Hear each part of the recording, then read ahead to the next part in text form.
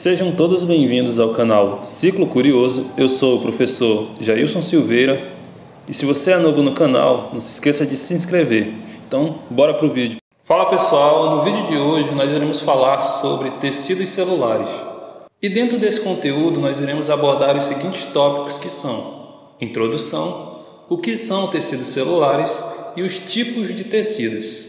Fazendo uma breve introdução, antes de nós falarmos propriamente de tecidos celulares, a gente precisa entender quais são os níveis de organização do corpo humano. E para entender esses níveis de organização, a gente começa pela menor unidade, que é a célula. A célula é quem vai dar a forma e desempenhar as mais variadas funções no corpo desse ser humano. Vale a pena ressaltar que as células elas vão apresentar os mais variados formatos, a depender do local onde essa célula está e também da função que ela vai desempenhar.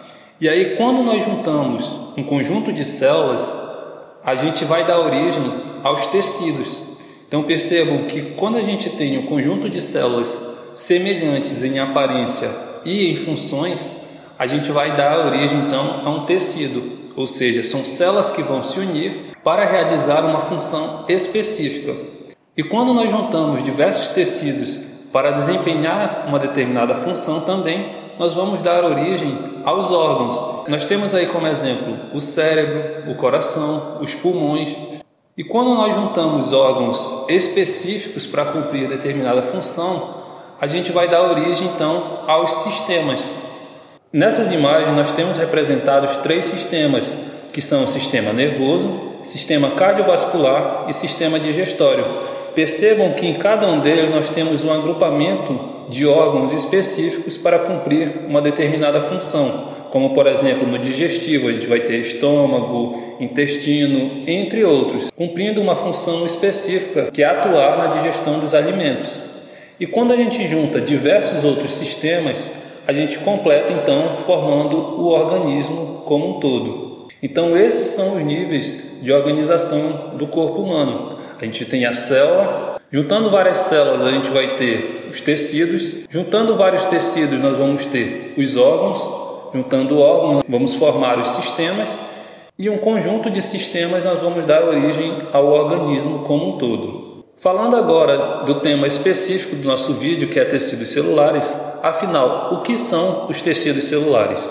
Os tecidos celulares eles são um conjunto de várias células com funções e formatos iguais, que foi o que nós comentamos agora há pouco. Então nós vamos ter um conjunto de células que são semelhantes tanto em aparência quanto nas funções que elas desempenham. Então essas células elas vão se agrupar para cumprir uma determinada função. Nós temos, por exemplo, um conjunto de células nervosas.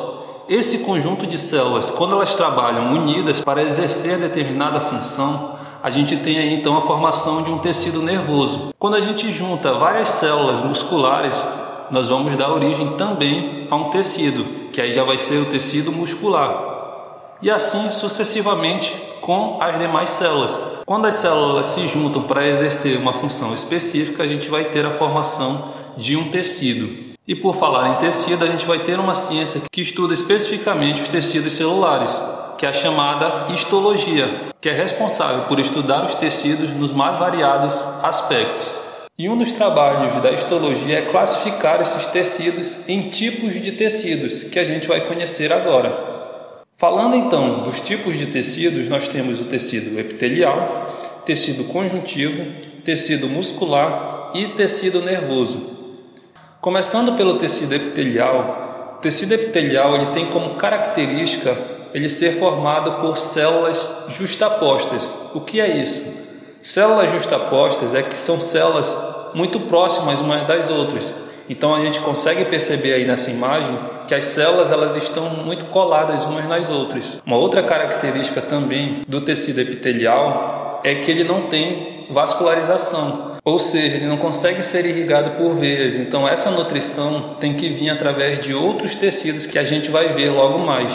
E como funções do tecido epitelial, a gente destaca o revestimento do corpo. Então é o tecido epitelial que vai formar, por exemplo, a nossa pele, vai garantir aí a sensibilidade e secretar substâncias. Através disso, a gente pode classificar o tecido epitelial em 2 outras categorias, que que é o epitélio de revestimento, responsável então por revestir o corpo humano, e temos também o epitélio glandular, que é o responsável pela secreção de substâncias. Outro tecido muito importante é o tecido conjuntivo.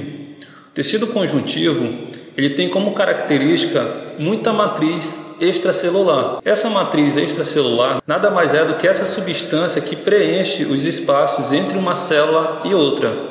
Enquanto na célula epitelial que a gente viu anteriormente, a gente não tinha essa matriz extracelular, aqui no tecido conjuntivo a gente já vai ter muita dessa substância. E essa substância ela é formada principalmente por colágeno e elastina. O tecido conjuntivo ele vai ter como funções a sustentação, o preenchimento e também ele vai atuar no transporte de substâncias entre os tecidos. E aí o tecido conjuntivo ele pode ser classificado em tecido conjuntivo propriamente dito, que a gente pode representar aí pela sigla TCPD.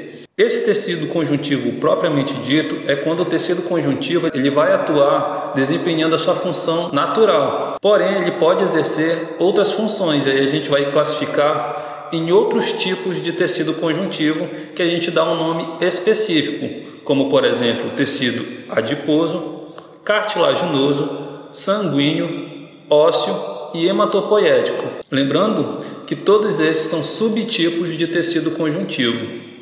Falando agora do tecido muscular, o tecido muscular ele tem como características ser bastante inervado, vascularizado e apresentar células alongadas. Então, no tecido muscular, a gente consegue perceber grandes tiras de células, formando como se fossem pequenas linhas, pequenas faixas.